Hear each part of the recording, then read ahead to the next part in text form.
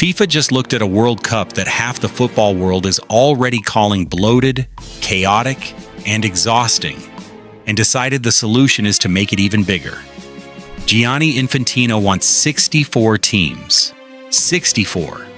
That's almost a third of every country on the entire planet lining up at a single tournament. And he's selling it to you as a beautiful gift to the little guy. A dream for everyone. But follow where the money goes, and follow where the votes go, and a very different story falls out. Let's talk about what this is really about, because it is not about football. Here's what Infantino actually said. Speaking to Swiss broadcaster Blue Sport, he confirmed FIFA will examine and discuss expanding the World Cup to 64 teams, potentially as soon as the 2030 centenary edition. His pitch was pure, warm, fuzzy idealism. Organize it for the whole world, not just Europe and South America, because every nation should be allowed to dream of participating in the World Cup. He called this year's 48-team tournament a huge success, pointing out that 9 of the 10 African teams reached the knockout stage. And on the surface, who is going to argue against letting more countries dream? That's the trick. It sounds lovely. It's designed to. But let us look at what expansion actually does to the tournament, starting with the 48-team format we are watching right now. This thing is already stretched thin. You've got 12 groups of 4, and to fill out a 32-team knockout round, not only do the top 2 from each group advance, but so do the 8 best third-place teams. Sit with that. 8 of the 12 third-place finishers went through. You could lose, draw, generally underwhelm, finish third in your group, and still march into the knockouts. The result is a group stage that took 3 entire rounds of fixtures to eliminate barely a third of the teams, which drains the jeopardy out of huge chunks of it and produces exactly what you've been half watching all month: dead rubbers, mismatches, games with nothing riding on them because third place is a golden ticket anyway. Even Infantino's proudest boast quietly gives the game away. He brags that 9 of 10 African teams reach the knockouts. But stop and think about what that actually means. When almost everyone advances, advancing stops being an accomplishment. That's not a sign the field got stronger. It's a sign the bar got lower. Now double down. 64 teams means 128 matches, up from 104 this year, and double the old 64-match format, spread across so many time zones that fans are already watching games kick off at midnight and 9 in the morning. More teams, more games, more filler. And the knock-on problems get ugly fast. A 64-team field would need somewhere north of 20 stadiums, which basically guarantees that no single country could ever host a World Cup alone again. Co-hosting stops being a novelty and becomes the only option. You can already see the strain in 2030, which is being carved up across 6 countries on 2 continents, starting in South America for the centenary, and then flying the whole circus across the Atlantic to Spain, Portugal, and Morocco. A tournament that used to be hosted by one nation is turning into a logistical patchwork, and the football gets buried under the timetable. When the schedule itself becomes the story, something has gone wrong. So let's take it seriously for a second, because the honest answer here isn't just to sneer, and there's a real case on the other side. The underdog stories at this World Cup have been genuinely magical.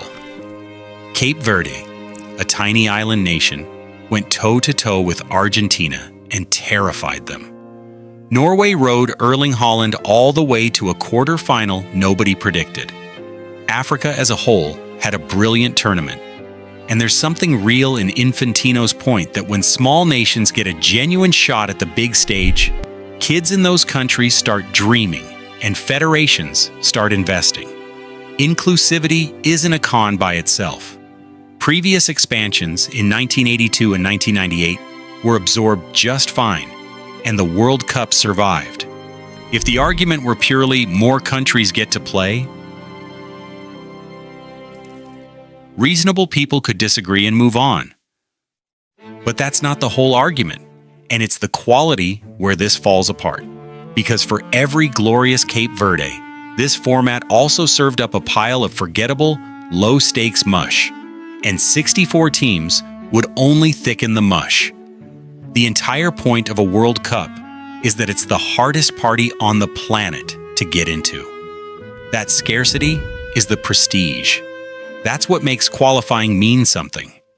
Water it down until almost a third of all 211 FIFA nations are in, and finishing at the World Cup stops being an achievement and starts being an attendance record. This isn't just fans grumbling either. Veteran manager Carlos Queiroz warned about protecting that feeling of achievement for nations that qualify. UEFA President Alexander Ceferin flatly called 64 teams a bad idea. CONCACAF's president said it isn't the right move for the tournament itself.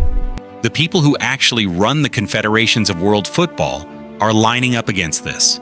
The World Cup is supposed to be the best against the best, not half the planet showing up for the participation trophy. And here's a telling detail about who's actually pushing this. The 64-team idea didn't bubble up from fans or players.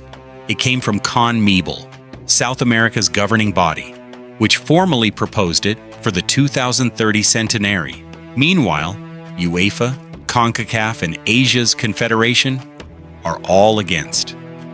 So the map of support looks less like a football consensus and a lot more like a political alliance, with Infantino leaning toward the bloc that hands him the outcome he wants. When one region proposes doubling the tournament and the rest of the sport says no, and the president's ears perk up at the yes, you're allowed to ask who this is really for. So if the football people mostly hate it and the quality argument is against it, why is Infantino so keen? And here's where the fairy tale about dreams quietly gives way to the two things this is genuinely about: money and power.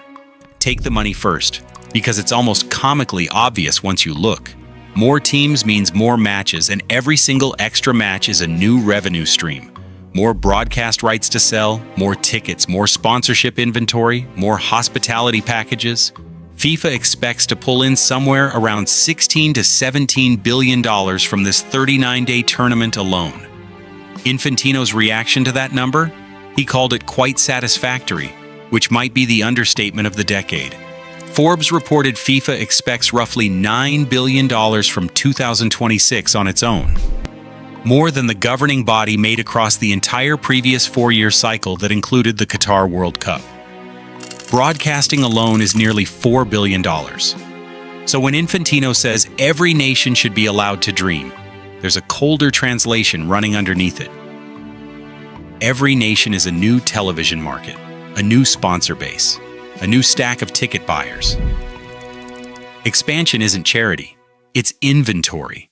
And this is a governing body that has spent the entire tournament finding new things to charge for. Infantino proudly noted stadiums are running at 99.7% capacity, and openly boasted that tickets some fans complained were too expensive are now being resold on the secondary market for 4 or 5 times their original price. As if fans getting gouged twice is a feather in FIFA's cap rather than an indictment. He waved away the hydration break criticism, even while admitting it sparks a lot of debate. Every complaint gets the same answer. The money's rolling in, so what's the problem? When the metric of success is purely how full the tills are, of course you conclude the fix for any tournament is simply to make it bigger. Now the power, because this is the part that ties it all together, and it's arguably the real engine. FIFA's president isn't elected by fans or by quality. He's elected by the 211 member federations. And here's the crucial bit. A tiny nation gets exactly the same single vote as a giant like Germany or Brazil. One country, one vote. So a policy that suddenly gives small footballing nations a realistic shot at the World Cup is also, conveniently, a policy that earns Infantino the eternal gratitude of the exact voters he needs. And with a FIFA presidential election due in early 2027, the timing is not subtle. Critics argue that let every nation dream is not really a footballing philosophy at all. It's a re-election slogan. Hand 100 small federations a bigger seat at the table, and you've bought 100 votes dressed up as generosity. Money to fund the machine, votes to keep control of it. That's the deal. And if you want the single most perfect symbol of what FIFA has actually become, forget the team numbers for a second, because this one you genuinely cannot make up. FIFA is now selling the grass. Literally. They are chopping up the pitch from the July 19th final at MetLife Stadium and selling it in little chunks for $450 apiece. Each fragment sealed in a premium acrylic block with a USB stick attached. Marketed as your chance to own a genuine piece of football history. They couldn't even be bothered to specify whether the 17.5 measurement on the listing is inches, centimeters, or millimeters, and didn't respond when asked. That's the level of care here. And the punchline that makes it art? Players and coaches have spent the tournament complaining that the MetLife pitch is poor, because it's normally artificial turf for NFL games. So FIFA is selling you $450 souvenir squares of a field the actual footballers think isn't good enough. Stack that on top of final tickets going for as much as $32,970, and the hydration breaks that everyone clocked were really just extra advertising windows, and the picture snaps into focus. This is not a sporting organization that happens to make money. It's a money machine that happens to host a football tournament. And the two have stopped even pretending to be the same thing. So yes, Infantino calls this World Cup a triumph. And for his balance sheet and his ballot box, it absolutely is. But success for FIFA and quality for football have quietly drifted into opposite directions. And 64 teams is the moment they fully split. Expanding the tournament doesn't grow the dream. It cheapens it, because a dream that everyone gets handed isn't a dream anymore. It's a giveaway. The World Cup was the hardest thing in sport to reach, and that difficulty was the entire point. The only people who reliably win when it gets bigger are the ones counting the broadcast checks and the ones counting the votes. And right now in Zurich, those happen to be the same people. Would a 64-team World Cup excite you?